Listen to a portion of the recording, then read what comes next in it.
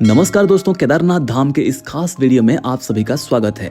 दोस्तों, आज इस वीडियो में मैं आपको बजट के बारे में पूरी जानकारी दूंगा और ये भी बताऊंगा कि अगर आप श्री केदारनाथ धाम जाना चाहते हैं तो कैसे जा सकते हैं। वीडियो शुरू करने से पहले अगर आप अभी तक हमारे चैनल को सब्सक्राइब नहीं किए हैं तो कृपया सब्सक्राइब कर दीजिए और बेल आइकन को जरूर दबा देना।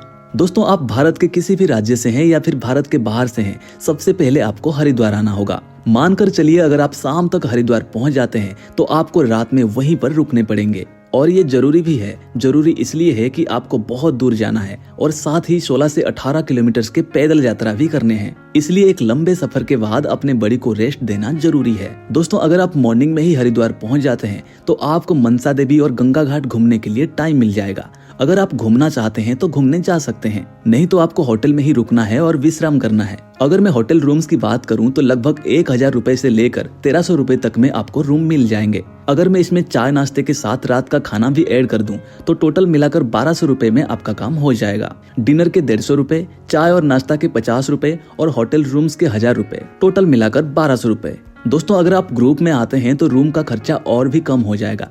ये तो थे पहले दिन की बात। अब बात करते हैं दूसरे दिन का। दोस्तों, अगले दिन सुबह 4 बजे तक तैयार होकर आपको बस स्टैंड या फिर टैक्सी स्टैंड में पहुंचना होगा। हरिद्वार का रेलवे स्टेशन, बस स्टैंड और टैक्सी स्टैंड लगभग आसपास में ही है, इसलिए आपको परेशान होने की कोई जरूरत नहीं है। उसके बाद वहां से आपको सोनप्रयाग के लिए बस या टैक्सी बुक करने पड़ेंगे।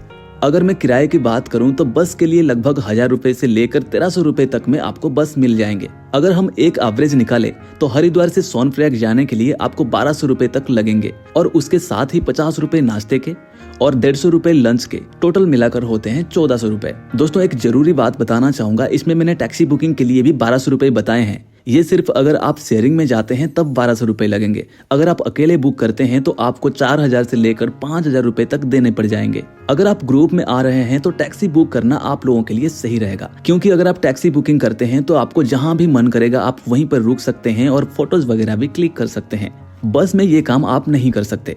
दोस्तों, मेरे तरफ से आप लोगों के लिए एडवाइस ये रहेगा कि हरिद्वार में रूम बुकिंग से लेकर बस या टैक्सी बुकिंग तक आप पहले से ही करके रख लीजिए। ये काम आप ऑनलाइन कर सकते हैं। इससे आपके टाइम बच जाएंगे और किसी भी प्रकार के धोखेधड़ी से भी आप बच जाएंगे। अगर आप सुबह के 5 बजे तक हरिद्वार से सोनप्रयाग के लिए रवाना हो जाते हैं तो रास्ते पर खूबसूरत नजारों के आनंद लेते हुए शाम तक सोनप्रयाग पहुंच जाएंगे और उस दिन आपको सोनप्रयाग में ही रात बिताने पड़ेंगे। दोस्तों, अगर सोनप्रयाग में रूम किराए की बात करूं तो वहां पर आपको 1500 से लेकर 1800 रुपए तक में रूम मिल जाएंगे। इसमें अगर डिनर के 200 रुपए ऐड कर दिया जाए तो टोटल मिलाकर 2000 रुपए में आपका काम हो जाएगा। दोस्तों, इसमें मैंने जो भी खर्चे बताए हैं ये मैक्सिमम खर्चे हैं, इससे ज्यादा नहीं लगेंगे। दोस्तों, सोनप्रयाग में रात बिताने के बाद अगले दिन सुबह 4 बजे तक तैयार होकर आपको गौरीकुंड पहुंचना होगा। सोनप्रयाग से गौरीकुंड की दूरी लगभग 5 किलोमीटर है। अगर आप शेयरिंग टैक्सी से जाते हैं तो 50 से 60 रुपए में आप गौरीकुंड पहुंच जाएंगे और वहां तक पहुंचने के लिए आपको 15 से 20 मिनट लगेंगे। अगर आप सुबह के 6 बजे तक गौरीकुंड पहुंच जाते हैं तो वहीं पर चाय नाश्ता करके साथ में कुछ खाने पीने के सामान लेकर आपको निकलना होगा केदारनाथ ट्रेक पर। वहीं से शुरू होती है 16 से 18 किलोमीटर के पैदल यात्रा। अगर आप पैदल यात्रा के लिए सक्षम नहीं है तो आप वहीं से ही घोड़े, खच्चर, पालकी या फिर हेलीकॉप्टर का बुकिंग कर सकते हैं, जिसमें आपको 3000 से लेकर 6000 रुपए तक लग सकते हैं। दोस्तों, अगर आप हेलीकॉप्टर से जाना चाहते हैं तो इसकी बुकिंग आपको पहले से ही करनी होगी। ये काम आप ऑनलाइन कर सकते हैं और अगर आप पैदल यात्रा करते हैं तो आपके पैसे बच जाएंगे।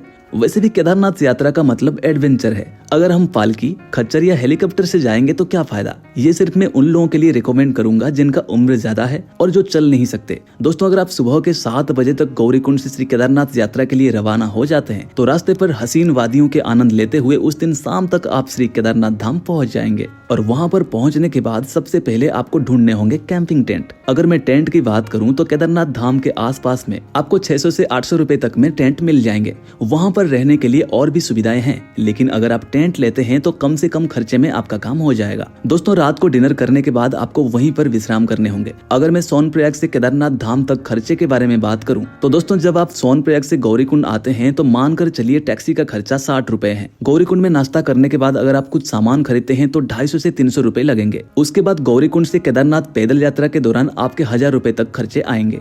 इसमें अगर हम टेंट और डिनर के खर्चे मिला देते हैं तो टोटल मिलाकर आपके हो रहे हैं 2760 रुपए। दोस्तों, ये तो थे तीसरे दिन के खर्चे। दोस्तों, चौथे दिन आपको जागना होगा सुबह के 3 बजे और नहा धोकर बाबा श्री केदार के दर्शन के लिए लगाने पड़ेंगे लाइन। दोस्तों, जल्दी जाकर लाइन लगाने के फायदे ये हैं कि अगर आप सुबह के 8 बजे से पहले बाबा का दर्शन कर लेते हैं हैं तो आपको आसपास के इलाकों में घूमने के लिए टाइम मिल जाएगा। और दूसरा फायदा ये है कि भोले बाबा के दर्शन के लिए आपको चार्जेस नहीं देने पड़ेंगे। जी हाँ दोस्तों, अगर आप 8 बजे के बाद बाबा का दर्शन करना चाहते हैं तो आपको 1000 रुपए तक चार्जेस लग सकते हैं। इसलिए वहाँ पर रूल्स बना रखे हैं और VIP पासेस का भी सुविधा है। दोस्तों, जैसे ही आप बाबा के दर्शन कर लेते हैं और आसपास के इलाके घूम लेते हैं, फिर आपको निकलना होगा सोनप्रयाग और सोनप्रयाग से आना होगा हरिद्वार। दोस्तों, केदारनाथ धाम से हरिद्वार वापस आने के लिए आपको लगभग 2000 रुपए तक के लग सकते हैं। ये रही पूरी बजट की जानकारी। दोस्तों, अगर वीडियो अच्छी लगी तो लाइक शेयर एंड सब्सक्राइब जरूर कर देना। फिर मिलते हैं ऐसे ही एक इन्फॉर्मेटिव वीडियो में। तब तक के लिए हर हर महादेव।